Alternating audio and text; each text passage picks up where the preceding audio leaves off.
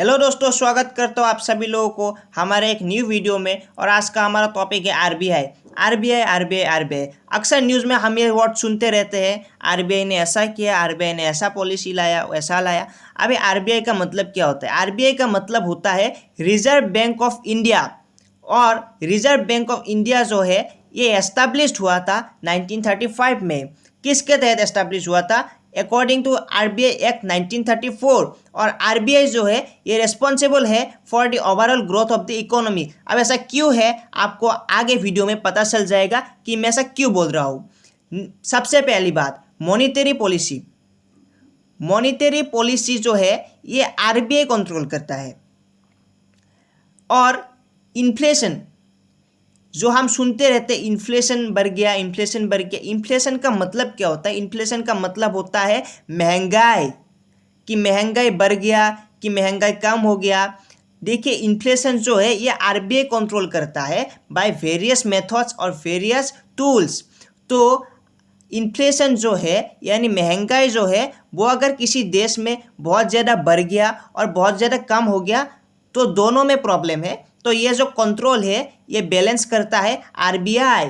जो interest rate है कि बैंक आपको कितना % का इंटरेस्ट रेट देगी वो भी आरबीआई डिसाइड करता है। और अगर आप बैंक से लोन लेते हैं तो कितना % का आपको रिटर्न देना पड़ेगा बैंक को, ये भी आरबीआई ही डिसाइड करती है। Next, currency. हम जो 10 का, 20 का, 50 का, 100 का ये जो नोट देख रहे हैं इसको किसने बनाया है? इसको आरबीआई ने ही बनाया है। Next, lender of last resort. अगर आप कॉमर्स फील्ड से बिलोंग करते हो तो आपने ये word high secondary first year, second year और डिग्री में भी सुना ही होगा, लेंडर ऑफ लास्ट रिजॉर्ट। इसका मतलब क्या होता है? इसका मतलब बहुत सिंपल होता है।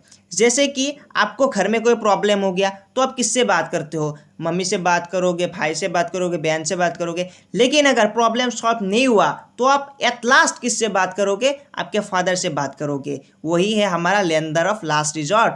जो हमारा लास्ट का ऑप्शन है वही होता है लेंडर ऑफ लास्ट रिजॉर्ट। अगर कभी बैंक को पैसे की ज़रूरत पड़ी तो वो सबसे पहले किससे बात करेगा?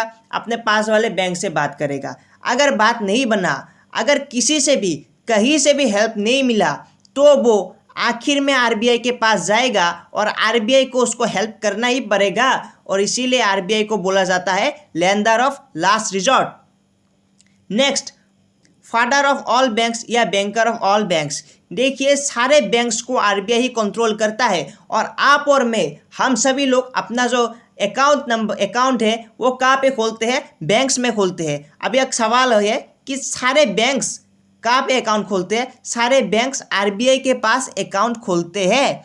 तो इसी तरह से आरबीआई जो है वो बैंकर का बैंक हो गया। हमारे लिए बैंकर कौन? हमारा बैंक। और हमारा जो बैंकर है उसके लिए बैंकर कौन? आरबीआई। Next, foreign currency. बाहर का जितना भी करेंसी है वो इंडिया के अंदर कौन कंट्रोल करता है? आरबीआई कंट्रोल करता है। जैसे कि अगर आपको बाहर जाना है तो आपको फॉरेन करेंसी चाहिए, ये सब कौन मैनेज करके देता है? ये सब आरबीआई ही मैनेज करके देती है। Next, government bank. अब देखिए, हम सब लोग तो अपना अकाउंट बैंक में खोलते हैं। अभी जो गवर्नमेंट दे वो अपना अकाउंट किसके पास खोलेगी? गवर्नमेंट अपना अकाउंट आरबीआई के पास खोलती है। और आरबीआई ही गवर्नमेंट का जितना अकाउंट है ये सब मेंटेन करती है, स्टेट का भी और सेंट्रल का भी। तो ऊपर के सारे पॉइंट से, सारे बातों से, सब चीज़ों से हमें ये समझ में आता है कि जो ओवरऑल इकोनॉमी है ये सब आरबीआई ही मैनेज करती है। और इसीलिए आरबीआई जो है वो रिस्पॉन्सिबल है for the overall growth of the economy. और इसके परे भी बहुत सारी चीज़ें हैं, डिटेल में बहुत सारी चीज़ें हैं। और जो हमारा मॉनिटरी पॉलिसी है उसके साथ क्वालिटिव क्वांटिटिव मेथड आ जाता है।